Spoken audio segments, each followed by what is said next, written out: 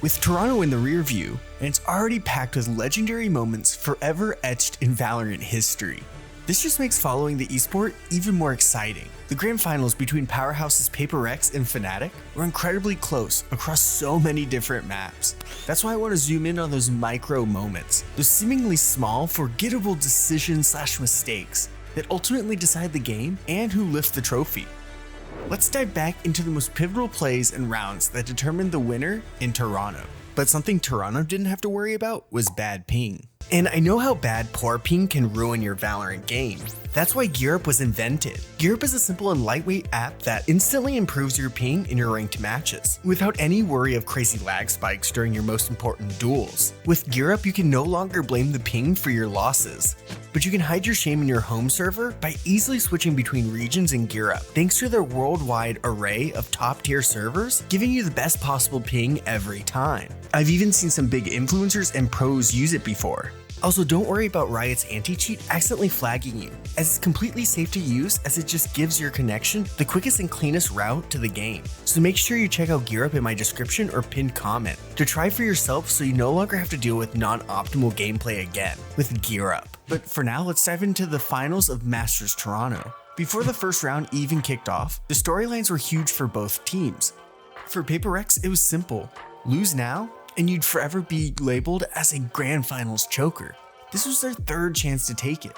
Adding a new player seemed to pull this team from the very bottom, with them literally one round away from being eliminated from playoffs to unexpectedly all the way to this point, eyeing the trophy yet again. For Fnatic, the stakes were slightly less dramatic but shared similarities. After struggling since their back-to-back trophies in 2023, they made a great adjustment, bringing in rookie Kayak alongside veteran NA initiator Crashies. While people shared early doubt on this team, especially after missing out on Bangkok, the team's chemistry skyrocketed following their early season failures. They finally started looking like a top-tier Fnatic roster again. Though the pressure wasn't quite as intense as for Paper Rex, this was an opportunity Fnatic didn't want to miss out on, especially after such a compelling lower bracket run. The moment Fnatic finished off Wolves, it was clear this grand finals would be fantastic, answering big questions for both teams in the process, especially concerning their rookies. But no one could have predicted just how close it would be right from the start. The first half of Sunset was all about major swings. Fnatic won the first 4 rounds, then struggled as Paper Rex pulled off 8 wins in a row, fueled by 3 first kills from Jing on Raze. The second half, however, was far more back and forth. Fnatic dragged themselves back into it during their own attacking half, where Kayak exploded on Neon. But the first true pivotal moment, one people don't realize was so critical at the time, came in round 21. After a strong second half, one decision by Kayak cost them the round. Instead of falling back as his Neon wall dropped, he tried to take this fight against Forsaken. Losing that opening duel was critical and crippled their attack for the rest of the round, forcing them to prod around the map blindly to find a weak spot, which resulted in Boaster being taken out easily, ending the round instantly. This gave Paper Rex the lead and critical momentum.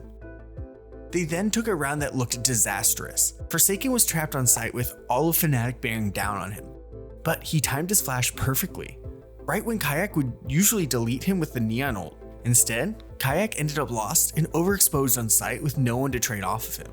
Forsaken got enough time to win the duel and reposition as Chronicle swung in, panicking to try and trade. This chaos also gave Jing enough time to push past his smoke, stopping Fnatic at the choke point and ending the attack before it even started, all with only 2 of Paper X players properly set up for it. While it was still pushed to a final round of regulation to decide Sunset, these 2 rounds were vital in leading to that Paper X victory. They required them in the final round to pull out their biggest trick strat to throw off Fnatic, starting the grand finals on Paper Rex's side. This was huge because Icebox was going to be even harder, a must-win for Fnatic who were perfect for this map. But Icebox was wild. It started the opposite way. Paper Rex began hot. Then Fnatic came back, tying the half before pushing to map point in round 19. Paper Rex needed 5 wins in a row to force overtime, which they did, featuring multiple 3Ks from Jing, Devi, and Patman. But after 4 overtimes filled with micro moments that could have put Paper Rex up 2-0, things didn't go their way this time. The series was tied 1-1 heading into the critical Pearl. With only 7 rounds needed on the attack, Pearl was Paper Rex's to win. Once the rifles came out, it looked 2-1 for W Gaming. The reason became clear in round 17, showing how thoroughly Paper Rex set up their sight hits on this map pick.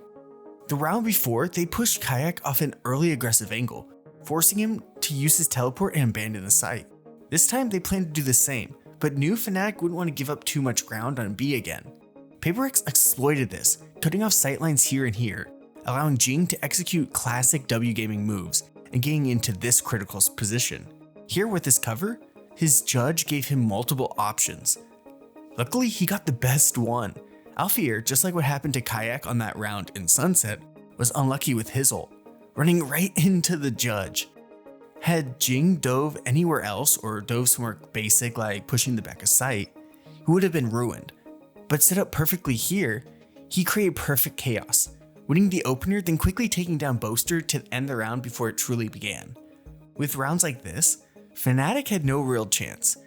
This was the lone map that didn't go to the whole length of regulation. But on map 4, Lotus, it'd be anything but clear cut. This 3-site map had the most micro moments. The multiple sites gave both teams countless opportunities to man round call and last second pivots, especially since the sites are so close. The first micro moment came in the very first pistol round. So far in the match, Paper Rex had only won 1 pistol round. Fnatic had owned them in each time. While they still won 2 maps despite this, giving up multiple early rounds each half wasn't ideal. With Lotus looking close, winning at least 1 pistol round, especially on their weaker defensive side, would be massive. And they got their chance because of one critical random spam. Something caught Chronicle as he crossed, giving a collat headshot that instantly dropped the wall, killing any hope of an A push. While not pure luck, as something had his crosshair at headshot level and heard them coming, that headshot shut down the pistol round. Paper Rex could now fully push C together, knowing exactly where Fnatic were going, securing the pistol win. This led to Paper Rex ending the half with 7 wins instead of 6. That 2-round difference in a nail-biter like this one is everything. And as the second half progressed, that truth became clearer. For a moment, it looked like the attack side was where Paper Rex might run away with it. They were on a streak after losing the pistol and bonus, as things just weren't going Fnatic's way. In round 17, Boaster was set up perfectly with his Bucky to at least trade out early and stop the momentum, but he nailed the Prowler instead. This gave Paper Rex enough time to spray him down and eliminate the threat. They pushed the score all the way to 11-7 before Fnatic started to swing it back. Fans held their breath, wondering if this is where Paper Rex's curse would strike again, letting it all slip away. Especially as Fnatic, not Paper Rex, reached 12 rounds first. Quickly, Paper Rex went from being on the cusp of victory to the cusp of being sent to a map 5. They needed to force overtime. After a timeout, they cooked up an attack with their ults, but the execute timings looked off.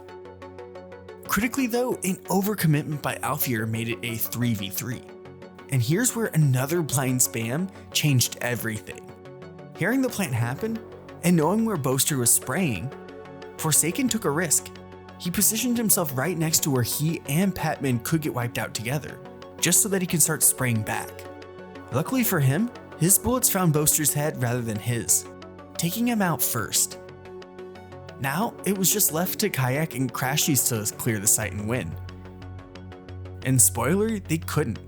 Paper Rex still had enough utility for the post plant, making it a scenario Fnatic was never gonna win, forcing yet another critical overtime. In the first overtime round, a small moment didn't fall Fnatic's way. They tried to return the favor with a blind spam, hitting Patman by leaving him with only 7 HP. This could have killed the round for Paper Rex, but with the momentum still on their side, Patman surviving gave them enough confidence to let W Gaming instincts take over. They chose chaos, taking Fnatic off guard in multiple fights across the map. Because Patman didn't die, you could see most of Fnatic players on site mistakenly focusing too much on where they hurt him, rather than watching where Jing and Something were actually attacking from. Even Patman taking that much damage without dying might have been beneficial for him. It forced him to play back cautiously instead of pushing forward and being aggressive with the rest of his team. which would have definitely gotten him killed with all the eyes on that area. Instead, Paper Rex cleaned up a Fnatic team that looked lost, pushing the score for the first time to tournament point for Paper Rex. The rest is history. They won the Fallen round in absolute dramatic fashion, technically a 2v5, with their pillars, Forsaken and Something, closing it out. Finally, a victory for a team that had felt more heartbreak than any other in Valorant history, from being one round away from elimination in the Pacific playoffs, to winning it all. It was a run full of moments that needed to land in their favor, but they always put themselves in a position for it to happen. And in Toronto, it all came together. Paper Rex are now true Valorant champions, their legacy forever cemented in history. If you like this breakdown, you'll definitely like my similar video for Masters Bangkok between T1 and G2. You can click on it right here. Also, make sure you subscribe with notifications on so you never miss a video. Thanks for watching.